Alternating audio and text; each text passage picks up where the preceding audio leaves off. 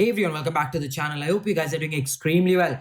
So today we will be learning one more shortest path algorithm, which is the Floyd Warshall shortest path algorithm. Now this is very different from the dijkstra or the Bellman-Ford that you learn, because dijkstra and Bellman-Ford were a single source shortest path algorithm where you were given a source and you have to find out till all the other nodes the shortest path.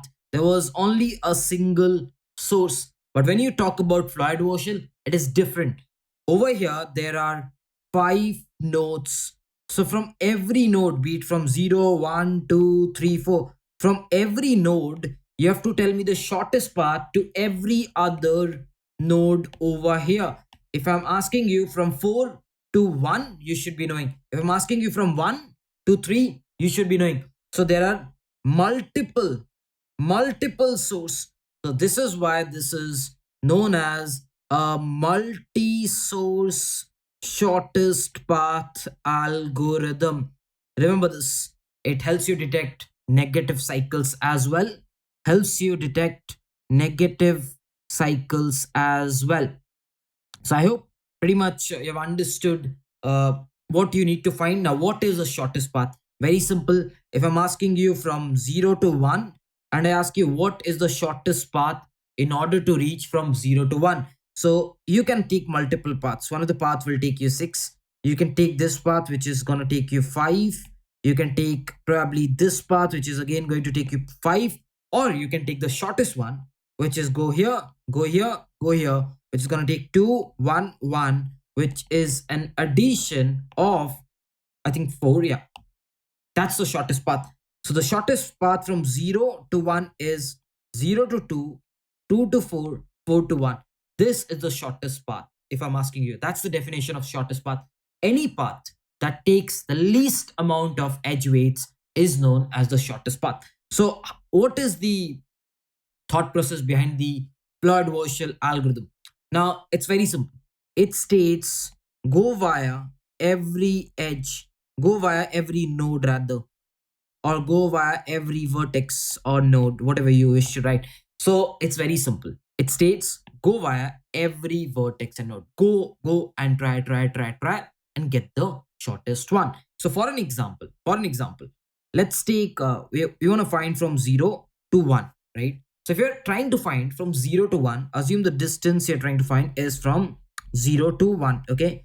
So what are the possible ways that you can go? You can be like, Striver, I can go from 0 to 1 directly. I'll be like, yeah, that does make sense, right? Because that's the straightaway path. 0 to 1, if there's an edge, I go via that. That's one of the ways. But if I ask you, go via every vertex, then you can be like, okay, I can probably go via 2. So which will mean I will go to 2 and then from 2 I'll go to 1. Does that make sense? Yes. And if I go from 0 to 2, it's going to cost me 2. And from 2 to 1, it's going to cost me 3, which will give me a total cost of 5, which is nothing but this particular path. That is if I go via 2. That is if I go via 2. Can I go via 3? I can. So that will be something like I'll go from 0 to 3 and then I'll go from 3 to 1. Correct? So if I go from 0 to 3, that's going to cost me 4. From 3 to 1, that's going to cost me 1, which will be a total cost of 5. Again, can I go via 4? I can go via 4. So if I go via 4, let me write that in white. If I go via 4, it'll be 0 to 4 and 4 to 1, right? But 0 to 4, if you see, it's not direct path. It's a path via 2.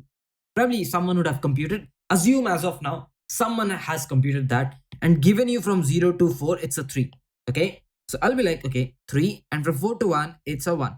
So a total of 4. So apparently, we notice that from 0 to 4 and 4 to 1, it's taking me a cost of 4, which is indeed the shortest one. So what I did was, in order to go from 0 to 1, I tried out every different vertex. Can be 2, can be 3, can be 4. And apparently, I took the minimal path, and this is what it is. So the logic is very simple. Assume all the vertex are from, like, the vertexes are definitely from 0 to n minus 1. So I can say all the vertex. So if I'm trying to look, can I say if somewhere down the line, if this is I and this is J, and can I say this is nothing but I go from straight I to J, which is nothing but the edge itself. And can I say this, this to be K, assume. So can I write the path to be minimum of, if you try out all the Ks, it will be from I to K, very obvious, because you go from 0 to 2 and then from 2 to this, which is nothing but the J, correct? So can I write this plus J of K? I can. That's what the path is. From I to K, I'll go, and from J to K is what I have to go. And if I take minimum of all of them, 5, 5, 4, minimum of all of the go through vertex, then the answer, I'll have the answer. So somewhere down the line, I've understood. But I need to implement this on a wider scale. What do I mean by a wider scale? Because over here, 0 to 4 was not a direct edge. Because 0 to 4 meant it went via 2. So it was going via 2.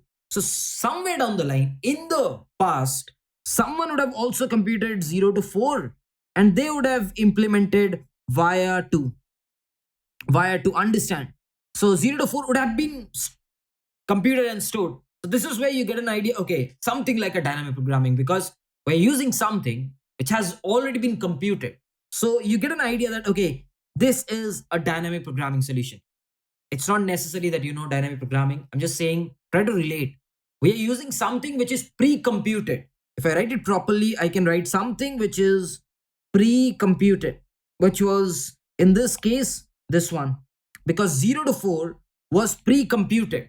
You did not compute at the point. Someone already knew what was the value to go from 0 to 4. That is what you need as a pre-computation. So you pretty much got the formula. Now what I'll do is, I'll try to give you a sense of the graph and then slowly and slowly, step by step, implement this algorithm so that you understand how is this algorithm implemented. Till now, in all the problems, we have been using the adjacency list in order to store the graph. But in the lecture 2, I've also taught you one more method, which is the adjacency matrix method. So you're going to use the adjacency matrix method in order to store this particular graph. Okay, it's very simple. In case you haven't seen the lecture 2, it's very, very simple. So something we know for sure is, if 0 is the node and I want to go to 0 itself, the cost will be 0. If I want to go from 1 to 1, the cost will be still 0. So from any given node to the node itself, the cost is going to be 0 no matter what you do, because you're already standing at the node. Something I know, 0, 0. So this portion will be storing the cost. So I can call this as a cost matrix. So 0 to 0 will be 0, 1 to 1 will be 0, 2 to 2 will be 0, 3 to 3 will be 0. So basically I'm saying this is 0, 0, 0. This is 1, 1, 0. This is 2, 2, 0. This is 3, 3, which is again 0. Pretty much understood, right? Now what are the other? It says 0 to 1 is 2. So go to 0 to 1 and store 2. Go to 0, go to 1 and store 2. It says 1 to 0 is 1. So you go to 1, you go to 0 and you store 1. Okay. It says 3 to 0 is 3. So go to 3, go to 0 and store 3. Do not store the opposite vertex because it's a directed graph. It is a directed graph if it's an undirected graph. For an example, if it's an undirected graph and you want to apply this Floyd Warshall, just split this into something like this. 5, 5. As you see, dual direction edge, but with different values. In undirected, just make sure you assign them same values. Now remember, you just store 3, 0 as 3 because there is no 0, 3. Okay, nice. Next is 3, 1 as 5. So go to 3 and 1 and assign 5. Next is 1, 2 as 3. Go to 1 and 2 and assign as 3. Perfect. 1, 2, 1, 2 assigned as 3. Do we have any other thing? 1, 2, 3, 4, 5. 1, 2, 3, 4, 5. Okay, we have 3 to 2 as 4. 3 to 2 as 4. Done. So what I've done is I've assigned the cost. Make sure everyone else is infinity, which means unreachable as of now, which means unreachable as of now. So this is the initial cost matrix, which you can always derive from the given graph. Now you must be thinking, but Striver, this is a DG, a directed graph. What if it's a UG? How will we implement the Floyd Warshall? Very simple. If there is an edge like this and it has a cost of 5, you say, okay, 5 this way, 5 this way. So this is how you convert a UG to a DG. Make dual direction edge. Similar to something like this. If you see over here, there's a dual direction edge, but with different weights. Okay. So if you have to apply Floyd Warshall in an undirected graph, just split that edge into two edges of same weights. That's how you can easily convert a UG to a directed graph. So this is the initial cost. Now what did I say? Let's, as of now, assume that I'm going to move via vertex 0. That's my first thing. I'll move via vertex 0. So if I move via vertex 0, I will have some upgraded distance, something for sure. So let's start off with vertex 0 and see what will be the resultant matrix that we will get. Now when I'm saying you have to move via the root 0, so can I say at first this is 0 to 0 stored as 0. Next is 0 to 1. So which means you're moving via root 0, which is 0 to 0 plus 0 to 1. Can I say it's similar to saying 0 to 1 because 0 to 0 will always be 0 and 0 to 1 is what we have already stored 2. So I can just copy paste 2. Next is 0 to 2. Can I say it's similar? 0 to 2 is nothing but saying 0 to via 0, by the way. Via 0 means 0 to 0, which is again 0 plus 0 to 2, which is nothing but infinity. So similarly, this will also be infinity. Why? 0 to 3 will mean 0 to 0 and 0 to 3. Similarly, this will mean 1 to 0. What does 1 to 0 mean? 1 to 0 means via 0 means 1 to 0 itself and then 0 to 0. Via 0 means that only, right? Via 0 means that because this is I, this is J, you're moving via 0. So can I say this one, this one, this one will just copy paste these values? Just go across, copy paste these values. Why? Because very simple, if your destination is 0, you can't move via 0. So whatever you're taking in order to reach 0, that is what you copy paste. But what about these places? Let's fill them up. So I'm saying this place is 1 to 2. So I'm saying 1 to 2 via 0, which means 1 to 0 plus 0 to 2. Let's see the value of 1 to 0.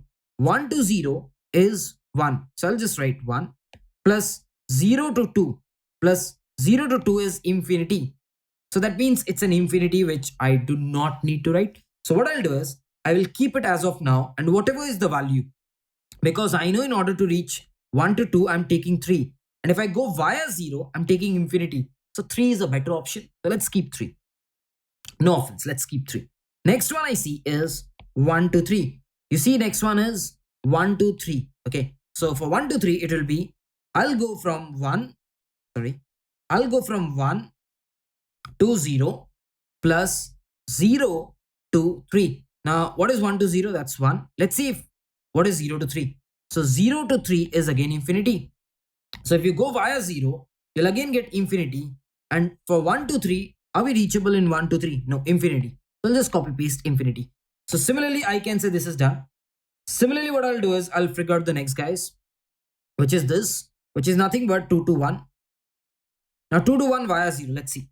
I'll go from 2 to 0. How much is it? 2 to 0 is infinity. So the path will not be considered. Next, I'll do 2 to 2.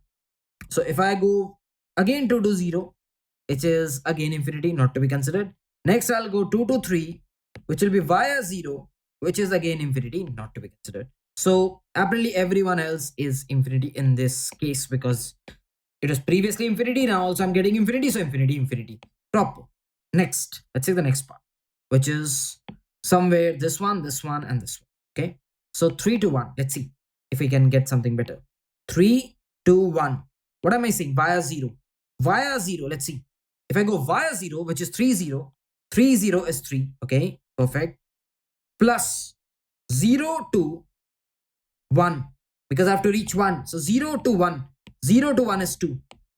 So that gives me a total of 5, which is already what I'm taking. So nothing better. We just copy paste the values. You just copy paste the value. So 3 to 1 is done.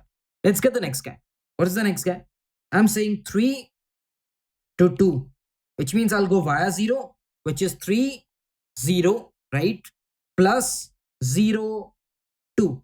Let's see. What's the value of 3, 0? 3, 0 is 3. What's the value of 0, 2? 0, 2 is infinity. Nothing better. So you're already reaching 3, 2 at 4. So I'll keep 4. Perfect. So this is what happens if I try to go via 0. So via 0, I build all the paths. All the paths have been built. Let's move to the next one. So next one I'll say via 1. Let's go via 1 and see what is the new. Because remember, via 0 path has been built here. Via 0 path has been built here. Now I'll figure out the via 1 path now. Once I figured out the via 1, I'll figure out via 2, via 3, and so on. We'll get all the answers.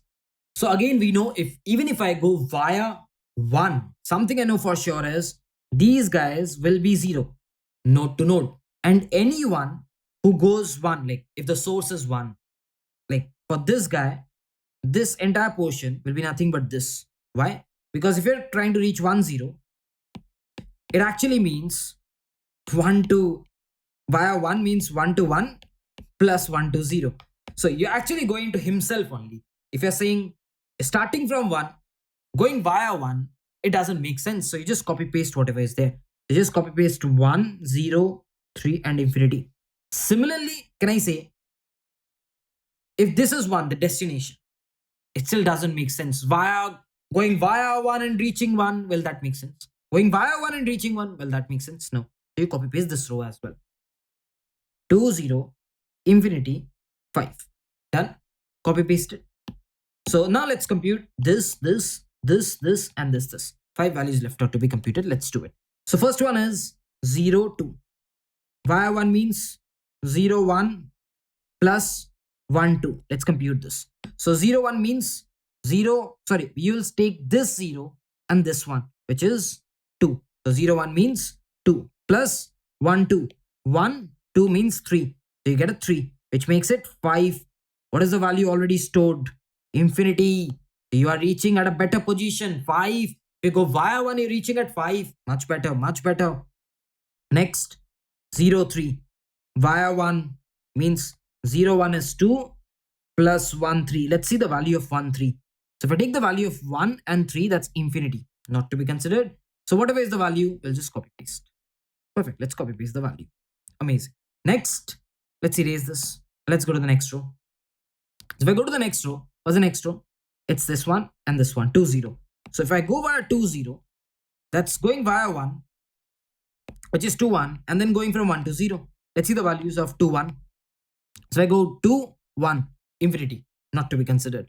So whatever is the value, just copy paste. Still, we haven't figured out. Next is this one, which is 2, 3.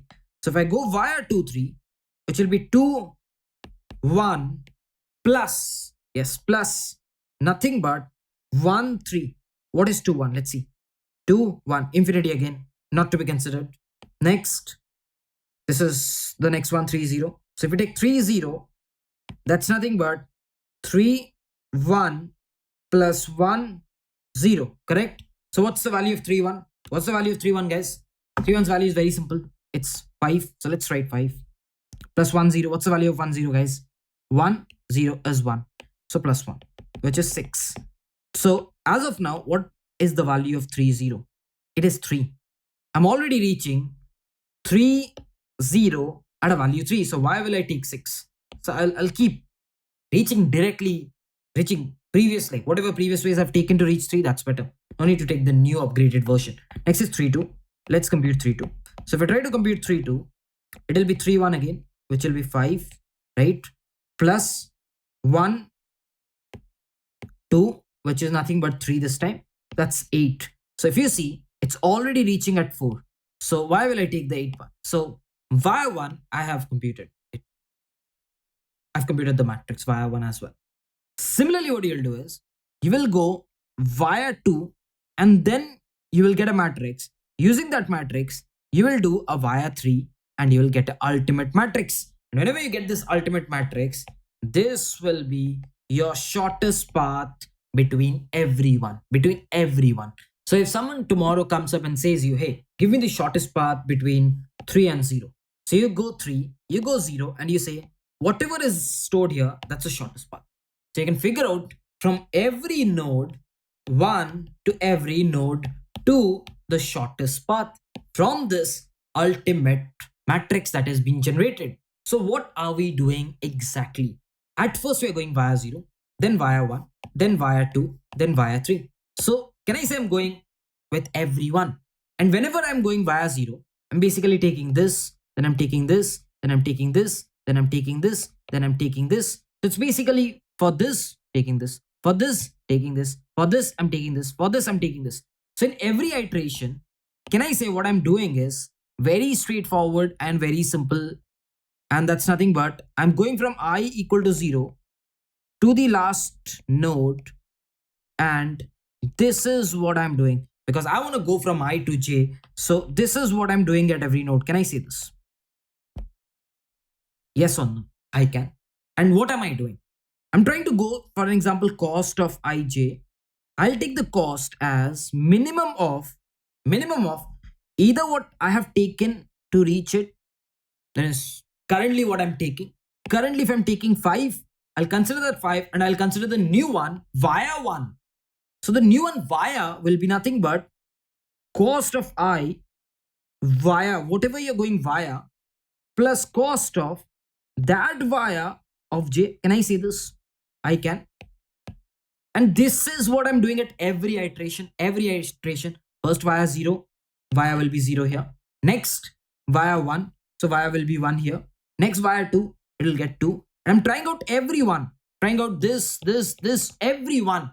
And automatically these will be zeros because you have initially you would have assigned zeros. So this will take care that it will always be zeros when you do comparisons. So what is this via? First it is 0, then it is 1, then it is 2, then it is 3.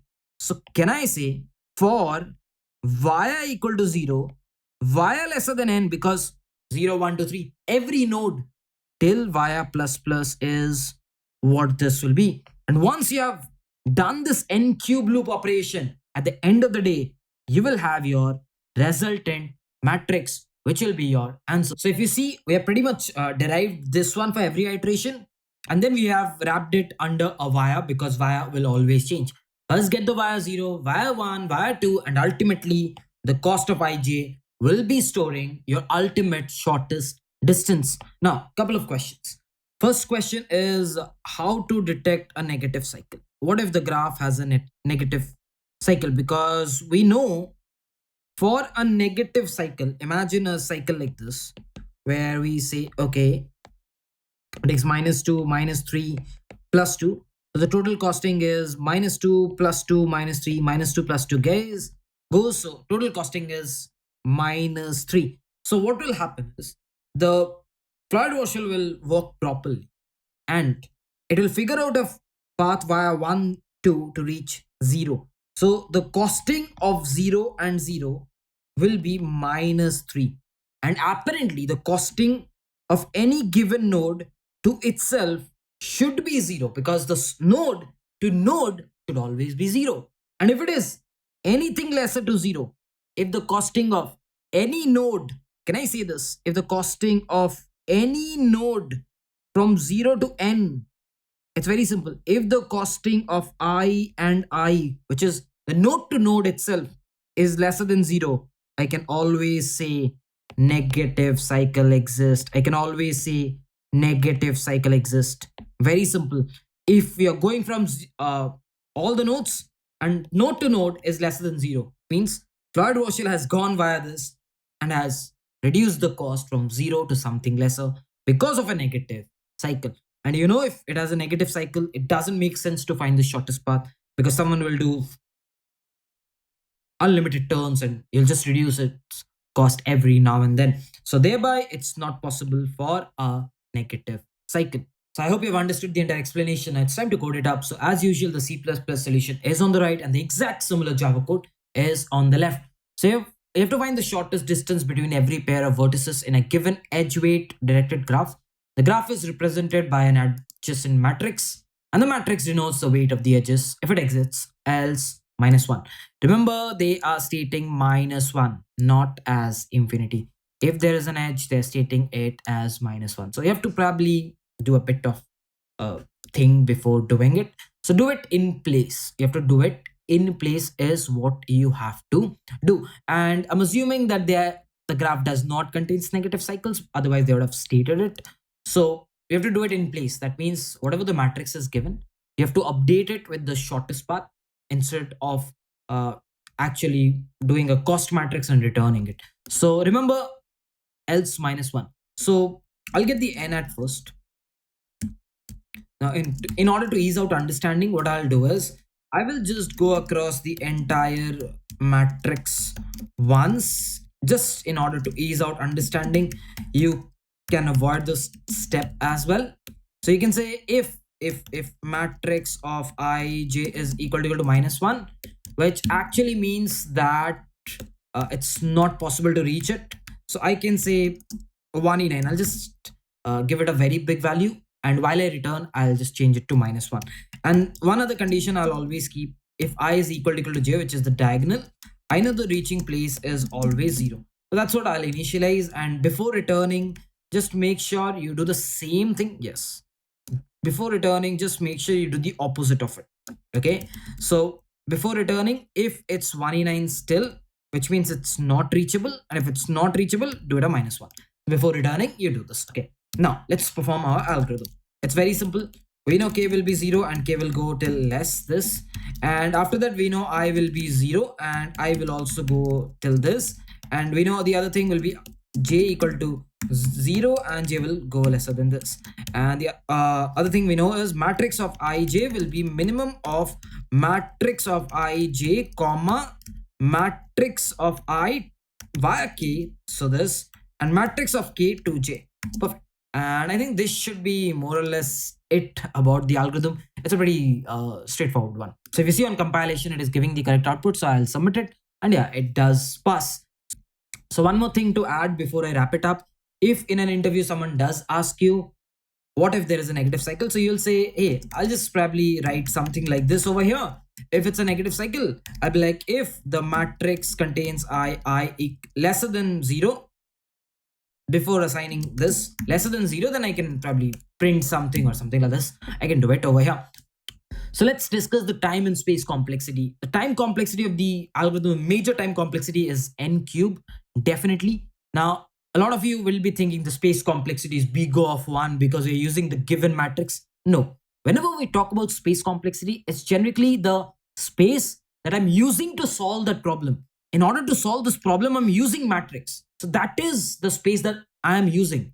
If I would have not been using this, then I can avoid it. But if I'm using, that goes inside my space that I've been using. I'll say the n square is the space. If you're using a cost matrix, the cost matrix will be your space, which is n square. You can't say if someone is giving you something, it does contain a space. If you're taking it, you need place to store it, right? So you are using some space, which is n square over here. So I hope it is clear. I might be thinking, but Striver, what if you'd have implemented dijkstra? So let's go back and analyze that as well. So if you remember, dijkstra does not works for negative cycles. It will fall under, yes, a TLE loop. So that's why dijkstra cannot be implemented. But if the graph does not have negative cycles or something, you can actually apply dijkstra for all the nodes, because dijkstra in itself takes E log V. So what you can do is apply dijkstra on every individual node to find out the answer. Every individual node, and there will still be n cross E log V. So it'll still be less like V cross E log V. It won't go till n cube, which the Floyd Warshall is taking. Apply individual dijkstra on every node to get every pair distance. You can do that, but it doesn't work for negative. So now, if in an interview someone does ask you about Floyd Warshall, do not just tell the algorithm. Tell about these extra things like why does something like a dijkstra will not work, how can you detect a negative cycle. If you add up these extra points in an interview, it's always a cherry on the cake. So make sure you add these extra points if the interviewer does ask you about the Floyd Warshall algorithm. So guys, I hope I was able to explain you the Floyd Warshall algorithm and you've understood everything. Just in case you did, please make sure you like this video. And if you're new to our channel, what are you waiting for? I think it's time that you hit that subscribe button. And if you haven't checked out our DP series and the SD sheet, the links will be in the description. Please make sure you check them out. With this, I'll be wrapping up this video. Let's meet in some other video.